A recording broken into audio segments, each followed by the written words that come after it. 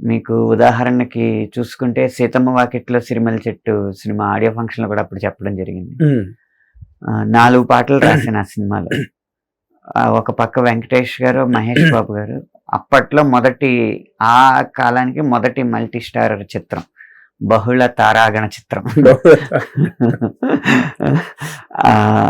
ఆ సినిమాలో సాధారణంగా ఏంటంటే ఈ వ్యాపారాత్మకమైన విలువలతో కమర్షియల్ హిట్ కొట్టాలన్న ఉత్సాహం ఎక్కువే ఉంటుంది. కానీ నేను అక్కడ ఆ ఒక్క చోట నా దారి నిరూపించుకుంటే నాకంటూ ఒక స్థానం ఉంటుంది ఇక్కడ అని అనిపించింది అనమాట. అనిపించి ఆ 4 పాటలు కూడా ఒక్క ఆంగ్ల పదం కూడా రాకుండా, ఒక్క అన్య భాషా పదం కూడా రాకుండా అన్ని తెలుగు పదాలు ఉండేలాగా రాశాను. ఆ ఎరుపేమో గోరింట పంటయ్యింది.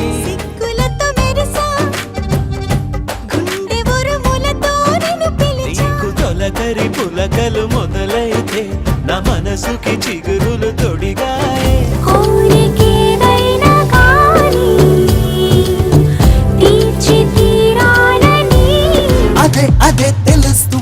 అప్పుడు ఎంతో కొంత ఒక స్థానం నిలబడింది అనమాట నాకు. అప్పటిదాకా కొంచెం అట ఇట చెదురుముదురుగా ఉన్నారు. అంటే ఏమాయ చేసేవే లాంటి మంచి హిట్లు వచ్చినా కూడా ఒక నమ్మకం కుదరడానికి నిర్మాతలకి, దర్శకులకి మినిమం గ్యారంటీ పాట వస్తుంది ఇతని దగ్గరికి వెళ్తే అని నమ్మకం కుదరడానికి 6 సంవత్సరాలు టైం పట్టిందండి. ఈ 6 సంవత్సరాలు కూడా అలా వీలైనప్పుడల్లా అన్ని తెలుగు పదాలు ఉండే పాటలు రాస్తూ హిట్లు ఇవ్వడం వల్ల స్థానం నిలబడింది. లేకపోతే అంత మంది లబ్ధ ప్రతిష్ఠలు ఉన్నప్పుడు నిలదొక్కోవడం అనేది కష్టమే అయ్యుండేది. అదృష్టవశాత్తు ఆ చిన్న దారి దొరికింది అనమాట. అదే తర్వాత కొంచెం ఒక రకమైన శాపంగా పరిణమించింది. అదెలా అంటే అప్పుడు దాకా నేను ఇలాంటి పాటలు రాస్తూనే మాస్ పాటలు కూడా బాగా రాసే ఉండండి.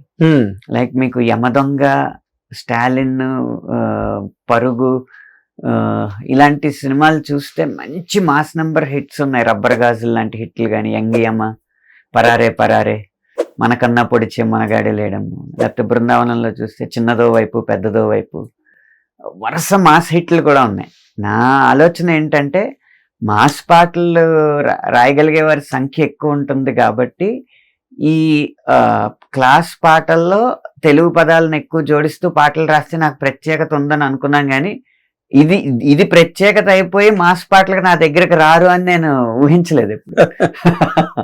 సో అన్ని మాస్ హిట్లు ఇచ్చినా కూడా అనంత్ శ్రీరామ్ అంటే లవ్ సాంగ్స్ అన్న ముద్ర పడిపోయింది అనమాట ఒక దశలో. అసలు లవ్ సాంగ్స్ కి నాకు ముద్ర పడ్డం ఏంటి, నా జీవితంలో ఒక లవ్ స్టోరీ లేదా అని అనుకుంటా ఉండేవాడిని నేను. లవ్ స్టోరీ లేదంటే లవ్ చెయ్యాలని కాదు, ఎవరో పడక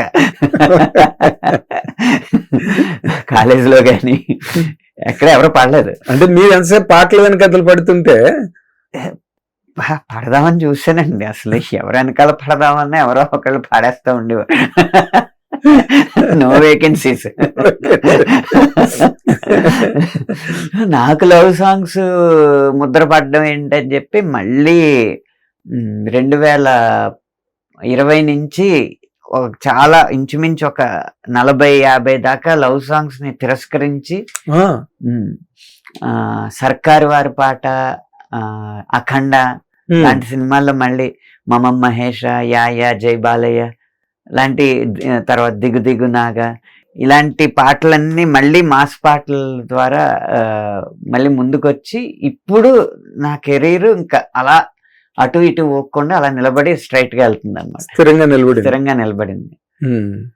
అందుకే ఇప్పుడు పెద్ది, స్పిరిట్ లాంటి మంచి సినిమాల్లో అన్ని రకాల పాటలు రాయగలిగే అవకాశం వస్తుంది. అదేలేండి, ఇంకేముంది, ఇప్పుడు మీరు మోస్ట్ సార్ట్ ఆఫ్టర్ లిరిసిస్ట్ అయ్యారు సినిమా ఇండస్ట్రీలో. సో ఏ పెద్ద సినిమా అయినా చిన్న సినిమా అయినా మీకు తీరికుండాలి తప్పితే మీ చేతి రాయించుకుంటారు కదా. అది ఇప్పుడు వచ్చిందండి, నిజం చెప్పాలండి 19 ఏళ్ళ తర్వాత వచ్చింది. అప్పుడు దాకా విజయాన్ని చూశాను కానీ నేను కోరుకున్న విజయాన్ని చూడలేదు. అదేలేండి. 1500 పాటలు అయిన తర్వాత అది సాధించగలిగాను. 1500 పాటలు. ఆ 1500 పాటలే మీకు సాధించేమో అది. మీరు సాధించడం ఏంటి? అంతే. నేను ఎప్పుడు ఒక పాటకి ఏదైనా ఒక పాటకి పురస్కారం వస్తే అనుకునేది ఏంటంటే ఇంత ముందు కలిసి రాసిన పాటలన్నీ కలిసి ఈ పాటకి అవార్డు ఇప్పించినాయి అని అనుకుంటా ఉంటాను. కరెక్ట్.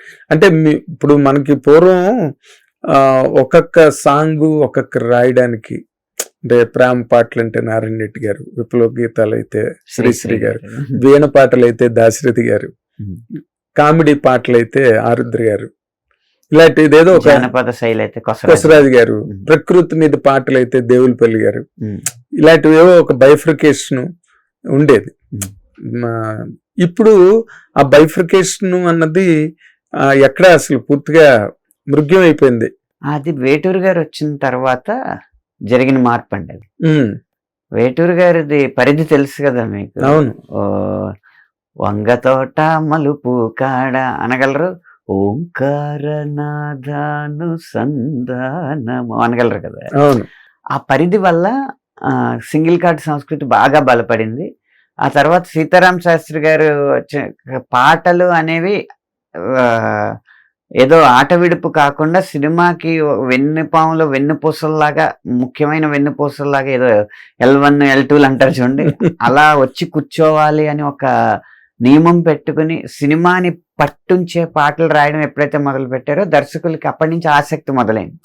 ఒక పాటల ద్వారా సినిమాని మరింత చేరువ చేయొచ్చు అన్నమాట అని అప్పటి నుంచి ఆ సింగిల్ కార్డ్ సంస్కృతి బాగా వచ్చిందండి. కానీ మీరు అంటే ఈ తరం రచయితల్లో మీరు ఈ తరానికి చాలా ఒక కరదీపిక కాబట్టి నేను ఈ మాట అడుగుతున్నా. అంటే ఈ స్పెషలైజేషన్ అన్నది వేటూరు గారిలో ఆ స్పాన్ ఉండబట్టి ఆ సింగిల్ కార్డ్ సంస్కృతి అన్నది ఫ్లరిష్ అయింది.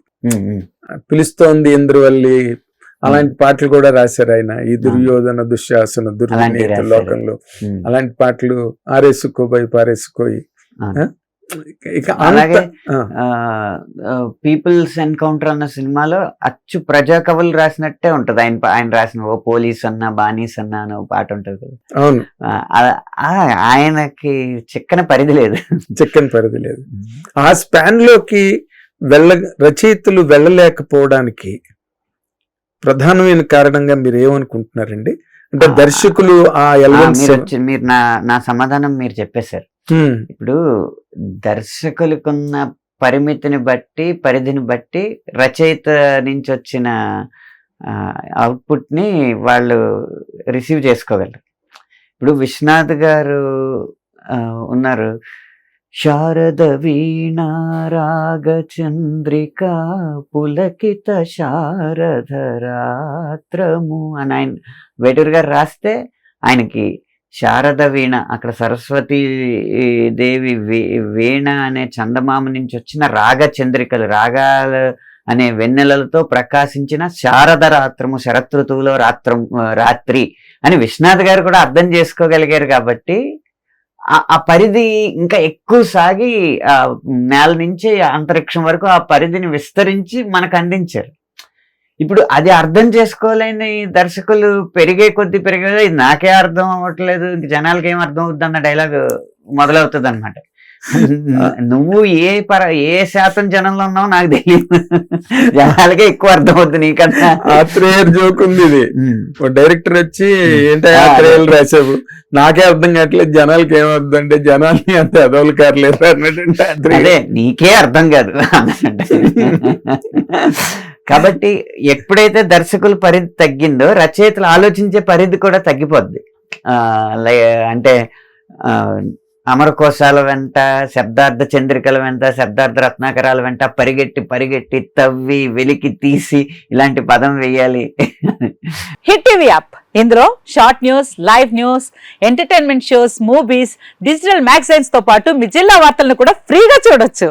ఇంకెందుకు ఆలస్యం, వెంటనే హిట్ టీవీ యాప్ ని డౌన్లోడ్ చేసుకుని ఫ్రీగా ఎంటర్టైన్మెంట్ పొందండి. Hit TV app. Hit TV app. Please download hit TV app. Hit TV app ని ఫ్రీగా డౌన్లోడ్ చేసుకుని ఎంజాయ్ చేయండి. మీకు నచ్చిన ఎంటర్టైన్మెంట్ కోసం హిట్ టీవీ యాప్ ని ఫ్రీగా డౌన్లోడ్ చేసుకుని ఎంజాయ్ చేయండి. హిట్ టీవీ యాప్ ని డౌన్లోడ్ చేసుకుని ఆస్వాదించండి, ఆశీర్వదించండి. ఇంతమంది సెలబ్రిటీలు హిట్ టీవీ యాప్ ని డౌన్లోడ్ చేసుకోండి అని చెప్తున్నారంటే ఎంత మంచి యాప్. ఆలోచించండి. అమెరికా అమెరికా అమెరికా అమెరికాలో చదవాలనుకునే వాళ్ళకి విశ్వసనీయమైన పేరు మన శౌర్య కన్సల్టెన్సీ. UK లో 1 year masters. UK లో 1 year masters. 2 years work permit up to 5 years visa. Contact Saurya Consultancy. Contact 89851 89851.